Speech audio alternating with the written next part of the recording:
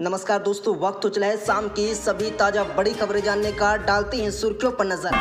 जो हो रहा है उसके पीछे बीजेपी नहीं है, पॉलिटिकल ड्रामा पर बोले महाराष्ट्र भाजपा अध्यक्ष। दोस्तों, मैं समंदर हूँ लौट कर वापस आऊंगा जब विधानसभा में बोले थे फडणवीस। शिंदे की बगावत के बाद वायरल हो रहा वीडियो। दोस्तों, अग्निपथ योजना में शुरू हुई भर्तियां। थल सेना, वायुसेना 19 सेना में आवेदन की तारीखें दे दी गई हैं। दोस्तों, शरद पवार के खिलाफ टिप्पणी करने वाले छात्रों को मिली जमानत, महीने भर से जेल में थी बंद। दोस्तों, उपचुनाव में अखिलेश यादव ने बदली रणनीति। 2024 लोकसभा चुनाव से पहले चढ़ा ये बड़ा दाव। दोस्तों, केजरीवाल सरकार पर एक और भ्रष्टाचार का बड़ा आरोप। एलजी ने दिए जांच के आदेश, सामने आया चौंकाने वाला दस्तावेज। दोस्तों, बहुजन समाज पार्टी की मुखिया मायावती को दिल्ली में लगा बड़ा झटका। दोस्तों, एमपी, बिहार सहित इन राज्यों में आज होगी भारी बारिश, मौसम विभाग ने जारी किया अलर्ट। दोस्तों, बात करेंगे इन सभी खबरों की एक एक कर विस्तार से। लेकिन दोस्तों, खबर जानने से पहले लाइक कीजिए इस वीडियो को, चैनल को सब्सक्राइब करें और पास में लगे बेल आइकन को भी दबा लें ताकि देश और दुनिया की सभी तमाम बड़ी खबरें आपके पास सबसे पहले पहुंचे। दोस्तों, पहली बड़ी अपडेट आ रही है, आपको बता दें जो हो रहा है उसके पीछे बीजेपी नहीं है, पॉलिटिकल ड्रामा पर बोले महाराष्ट्र भाजपा अध्यक्ष। दोस्तों, बता दें महाराष्ट्र पॉलिटिकल ड्रामा पर चंद्रकांत दादा पाटिल ने अपनी प्रतिक्रिया दी है। महाराष्ट्र भाजपा अध्यक्ष पाटिल ने कहा है कि राज्य में जो कुछ भी हो रहा है उसके पीछे भारतीय जनता पार्टी का किसी तरह का हाथ नहीं है। दोस्तों, पाटिल ने कहा कि पॉलिटिकल ड्रामा शुरू होने से पहले हम राज्य में होने वाले एमएलसी चुनाव की तैयारियों में जुटे थे। इसके बाद चुनाव खत्म होने पर हम जश्न में जुट गए। दोस्तों, महाराष्ट्र भाजपा अध्यक्ष ने कहा है कि हमने ये नाटक शुरू नहीं किया है तो हमें कैसा पता चलेगा कि ये कब खत्म होगा और कौन खत्म करेगा। दोस्तों, संजय राउत के संबंध में पूछे गए सवाल पर पाटिल ने कहा है कि संजय राउत कुछ भी कहते हैं, राज्य के लोगों के लिए एक अजीब विषय बन गया है। दोस्तों, पाटिल ने एकनाथ शिंदे के बारे में कहा है कि वे एक बहुत ही कुशल मंत्री हैं। व्यक्तिगत रूप से मैंने उनके साथ काम किया है। उन्होंने कहा कि महाविकास आघाड़ी सरकार में जो कुछ भी हो रहा है मैं उससे अनजान हूँ। मैं इस बात को लेकर खुश या फिर दुखी कैसे हो सकता हूँ।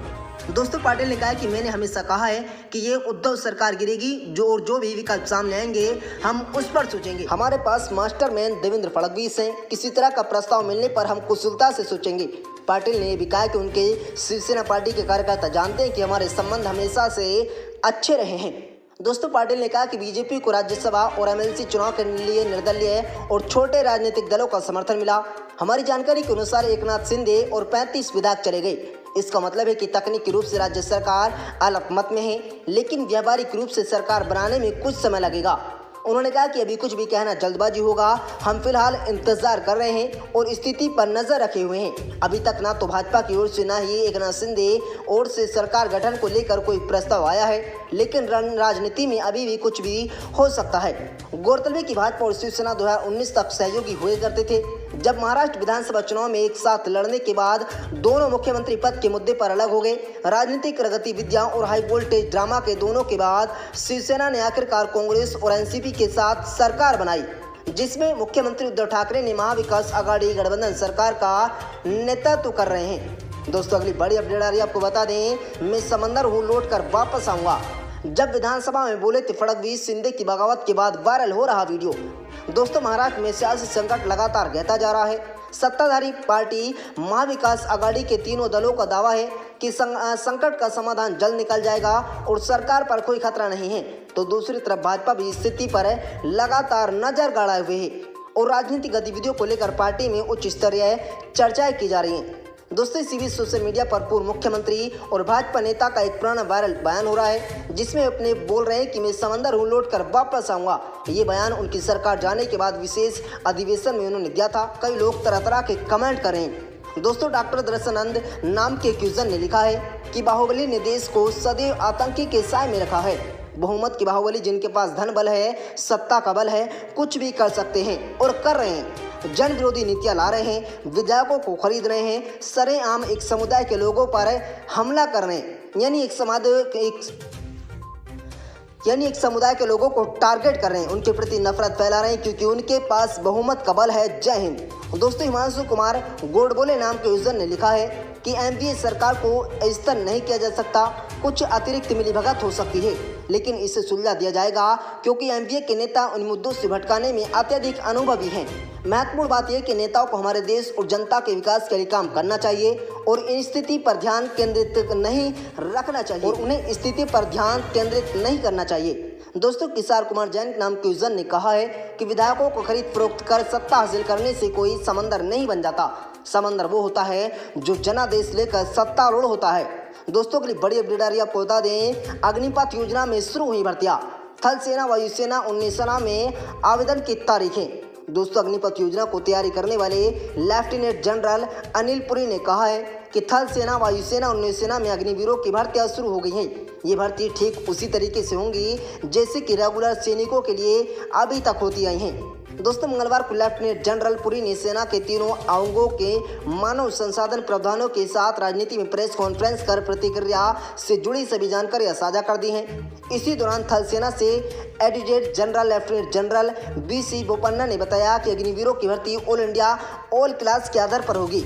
उन्होंने बताया कि फिलहाल अभी सेना में 75% भर्तियां ऑल इंडिया ऑल क्लास के आधार पर होती आई हैं, लेकिन सेना की कुछ इन्फैक्ट्री रेजिमेंट हैं जहां अब कैचमेंट एरिया के बाहर से भर्तियां की जाएंगी। दोस्तों सेना ने बताया कि अग्निवीरों के लिए शैक्षिक योग्यता भी पहले की तरह है, लेकिन अब कोशिश ये होगी कि कुछ अग्निवीरों की भर्ती सीधे ITI नहीं जैसी बल्कि तकनीकी संस्थानों से की जाए ताकि टैक्स से भी अग्निवीर तैयार किया जा सके। दोस्तों के लिए बड़ी अपडेट आ रही है, आपको बता दें शरद पवार के खिलाफ टिप्पणी करने वाले छात्र को मिली जमानत, महीने भर से जेल में बंद। दोस्तों मुंबई हाईकोर्ट ने मंगलवार को नासिक के उस 22 साल के छात्र को जमानत दे दी है जिसे पिछले महीने एनसीपी सुप्रीमो शरद पवार के खिलाफ किए गए एक कथित आपत्तिजनक ट्वीट को लेकर गिरफ्तार कर लिया गया था। जस्टिस नितिन जामदार की अध्यक्षता वाली एक बेंच ने कहा है कि हाईकोर्ट इस तथ्य को नहीं नजरअंदाज कर सकता कि निखिल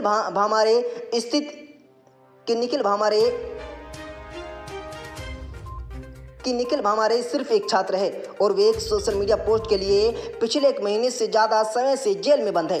बता दें कि इस ट्वीट को लेकर निखिल के खिलाफ अलग अलग जिलों में 6 FIR दर्ज की गई थी, जबकि संदिग्ध ट्वीट में शरद पवार का जिक्र भी नहीं था। महाराष्ट्र पुलिस ने दावा किया था कि निखिल का ट्वीट अपमानजनक है और धर्म या नस्ल के आधार पर विभिन्न समूहों के बीच दुश्मनी को बढ़ावा देता है। छात्रों को 2 मजिस्ट्रेट अदालतों द्वारा और 6 FIR में जमानत दे दी गई है, जबकि दूसरी और तीसरी प्राथमिकता को लेकर उनकी याचिका खारिज कर दी गई। इन दोनों आदेशों को निखिल ने हाईकोर्ट में चुनौती दे दी थी। दोस्तों महाराष्ट्र पुलिस ने अदालत को बताया कि निखिल को चौथी और 5वीं FIR के सिलसिले में गिरफ्तार किया जाना बाकी है, जिस पर जस्टिस जामदार ने कहा है कि बेंच निखिल को उन 2 मामलों में राहत देगी जिनमें उनकी जमानत याचिका खारिज कर दी गई थी, जबकि पुलिस को उन्हें चौथे और 5वें मामले में गिरफ्तार करने से रोका जाता है। अदालत ने कहा कि मामले में जनहिता का एक तत्व शामिल है, वे एक छात्र हैं जो 1 महीने से ज्यादा समय से जेल में बंद हैं।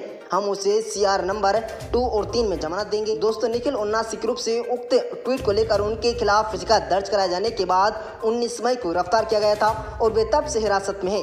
दोस्तों कोर्ट ने भी कहा था कि चौकी मजिस्ट्रेट अदालत ने निखिल को जमानत देते समय नासिक के डिंडोरी पुलिस थाने में पेश होने का निर्देश दिया था, इसलिए शर्त वर्तमान जमानत में लागू होगी। हाईकोर्ट ने स्पष्ट किया कि निखिल को किसी अन्य पुलिस थाने में जाने की जरूरत नहीं है जहां उनके खिलाफ बाकी FIR दर्ज की गई है। दोस्तों अगली बड़ी अपडेट आ रही है, आपको बता दें उपचुनाव में अखिलेश यादव ने बदली रणनीति, 2024 लोकसभा चुनाव से पहले चला ये बड़ा दाव। जी हाँ दोस्तों आपको बता दें 2024 के लोकसभा चुनाव से पहले अखिलेश यादव ने अपनी रणनीति में बदलाव किया है। ये बड़ा बदलाव आजमगढ़ रामपुर में हो रहे उपचुनाव साफ देखने को मिल रहा है। 2022 के विधानसभा चुनाव में अखिलेश यादव ने पार्टी की इमेज को बदलने की दिशा में तमाम कदम उठाए, लेकिन जब नतीजा पक्ष में नहीं आया तो एक बार फिर से अखिलेश यादव अब मुलायम सिंह यादव के ट्रैक पर चलते हुए पार्टी के पुराने MY फैक्टर पर भी आगे बढ़ते नजर आ रहे हैं। दोस्तों आजमगढ़ और रामपुर में होने वाले उपचुनाव के लिए आज चुनावी शोर थम गया है। 23 जून को इन दोनों सीटों पर वोट डाले जाने हैं, लेकिन ये चुनाव 2024 के लोकसभा चुनाव से पहले समाजवादी पार्टी को अपनी बदली हुई रणनीति और उससे मिलने वाली सफलता को जांचने का सबसे बड़ा पैमाना माना जा रहा है। और शायद यही वजह है कि 2022 के विधानसभा चुनाव में अखिलेश ने पार्टी की जो इमेज को बदलने की कोशिश की उसे पीछे छोड़ते हुए एक बार फिर से सपा की पुराने फैक्टर पर ज्यादा भरोसा करते नजर आ रहे हैं। दोस्तों आजमगढ़ और रामपुर दोनों जगह पर अखिलेश ने अपनी रणनीति को पूरी तरह बदल लिया है। 2022 के विधानसभा चुनाव में अखिलेश यादव ने यादव उम्मीदवारों को चुनाव मैदान में कम उतारा है। अखिलेश यादव ने परिवारवाद के आरोप से चलने वाले परिवार के लोगों को भी चुनाव में टिकट नहीं दिए हैं। दोस्तों, मुस्लिम तुष्टीकरण के आरोप से बचने के लिए विधानसभा चुनाव में किसी जनसभा में कोई बड़ा मुस्लिम चेहरा नजर नहीं आया। वहीं उपचुनाव में पार्टी ने एक पर यादव प्रत्याशी और दूसरी सीट पर मुस्लिम उम्मीदवार को मैदान में उतारा। अखिलेश यादव ने आजमगढ़ में चचेरे भाई देवेंद्र यादव और रामपुर में आजम खान के करीबी आसिम रजा को मैदान में उतारा है। चुनावी मंच पर पार्टी के सबसे बड़े मुस्लिम चेहरे आजम खान को भेजा जा रहा है। यहाँ तक कि खुद अखिलेश कहीं भी चुनाव प्रचार के लिए नहीं गए हैं, जबकि आजम खान न केवल चारजड़े आजमगढ़ गए बल्कि रामपुर में प्रचार हेलीकॉप्टर का इस्तेमाल कर रहे हैं। बड़ी खबर आ रही है, आपको बता दें, केजरीवाल सरकार पर एक भ्रष्टाचार का आरोप, एलजी ने दिए जांच के आदेश, सामने आया चौंकाने वाला दस्तावेज। दोस्तों, दिल्ली की केजरीवाल सरकार पर एक और बड़ा भ्रष्टाचार का आरोप लगा है। ये आरोप भाजपा सांसद मनोज तिवारी ने दिल्ली में नए प्रस्तावित अस्पतालों को लेकर लगाए हैं। जहां दोस्तों, मनोज तिवारी ने सोमवार को इन भ्रष्टाचारों के आरोप से जुड़े कई दस्तावेज भी साझा किए हैं। मनोज तिवारी का कहना है कि आम आदमी पार्टी की सरकार में मल्टीलेयर घोटाला चल रहा है। मुख्यमंत्री से लेकर मंत्री और सरकार के अधिकारियों तक दिल्ली की जनता के पैसे खाने में लगे हैं। उन्होंने दिल्ली सरकार के प्रस्तावित 5 अस्पतालों में एक ऐसे प्रस्तावित अस्पताल का जिक्र किया जो 2020 में 458 बेड क्षमता के साथ तैयार था। इसको लेकर नए प्रस्ताव के साथ केजरीवाल सरकार 2021 में बैठक कर रही है। दोस्तों, मनोज तिवारी ने भ्रष्टाचार के आरोप से संबंधित कई दस्तावेज भी पेश किए हैं। भाजपा सांसद का कहना है कि अस्पतालों के निर्माण से लेकर चयन तक, जेई से लेकर सरकार की मंत्री तक घोटाले में शामिल है। इसकी जांच को लेकर दिल्ली के उपराज्यपाल ने एसीबी को निर्देश दे दिया है। दोस्तों, भाजपा ने इन आरोपों पर आज दिल्ली के उप मुख्यमंत्री मनीष सिसोदिया भाजपा और एलजी पर जमकर बरसे हैं। उन्होंने कहा है कि एलजी साहब एक पुरानी शिकायत पर कार्रवाई को मंजूरी दे दी। पूर्व एलजी अनिल विजय ने उस समय उस शिकायत को नकार दिया था। मनीष सिसोदिया ने एलजी पर भाजपा कार्यकर्ताओं के साथ मिलकर दिल्ली सरकार को परेशान करने का आरोप भी लगाया। मनीष सिसोदिया ने आज दिल्ली को एलजी को इस प्रकरण को लेकर चिट्ठी भी लिखी। भाजपा सांसद वास्तविकता जानने के लिए 22 जून को इन अस्पतालों का दौरा करने वाले हैं। दोस्तों, अगली बड़ी अपडेट आ रही है, आपको बता दें, बहुजन समाज पार्टी के मुखिया मायावती को दिल्ली में लगा बड़ा झटका। दिल्ली में बहुजन समाज पार्टी के मुखिया को आम आदमी पार्टी ने एक और बड़ा झटका दे दिया। बहुजन समाज पार्टी के संस्थापक संभ कांसीराम के निजी सचिव को आम आदमी पार्टी ने अपनी पार्टी में शामिल कर लिया है। जी हाँ दोस्तों, आपको बता दें, पार्टी में शामिल होने का कार्यक्रम यूपी के प्रभारी और पार्टी के वरिष्ठ नेता संजय सिंह की मौजूदगी में हुआ। बता दें कि यूपी चुनाव में बहुजन समाज को मात्र 1 सीट मिली थी। सीटों के लिहाज से मायावती को काफी नुकसान हुआ, जिसके बाद से ही सत्ता में अपनी हनक के लिए जाने वाली मायावती को छोड़कर कई नेताओं ने दूसरी पार्टी का दामन थाम लिया है। दोस्तों, इसी कड़ी में पूरन सिंह का बसपा छोड़ना पार्टी को बड़ा नुकसान माना जा रहा है। उत्तर प्रदेश विधानसभा चुनाव में भारतीय जनता पार्टी ने 273 सीटों पर जीत दर्ज की थी, जबकि समाजवादी पार्टी को 125 सीटें मिली, कांग्रेस को 2 और बहुजन समाज पार्टी को 1 सीट मिली। वहीं अन्य के खाते में 1 सीट आई है। इससे पहले आम आदमी पार्टी के वरिष्ठ नेता व राज्यसभा सदस्य संजय सिंह ने पार्टी मुख्यालय में पत्रकार वार्ता में कहा है कि अग्निपथ योजना के खिलाफ पूरे देश में नौजवानों का आंदोलन चल रहा है। उत्तर प्रदेश, बिहार, हरियाणा, राजस्थान, पंजाब, उत्तराखंड, हिमाचल प्रदेश से भारी संख्या में नौजवान सेना में भर्ती होते हैं। इन सभी खबरों की सच सबसे तेज पुष्टि नहीं करता है, बल्कि इन सभी खबरों को के माध्यम से आदर्श वेबसाइटों पर दिखाया गया है। आपकी क्या राय इन सभी खबरों को जानकर आप अपनी राय कमेंट बॉक्स में दें। आपको वीडियो अच्छे लगे तो इस वीडियो को लाइक शेयर करें। मिलते हैं दोस्तों अगली बड़ी खबर में।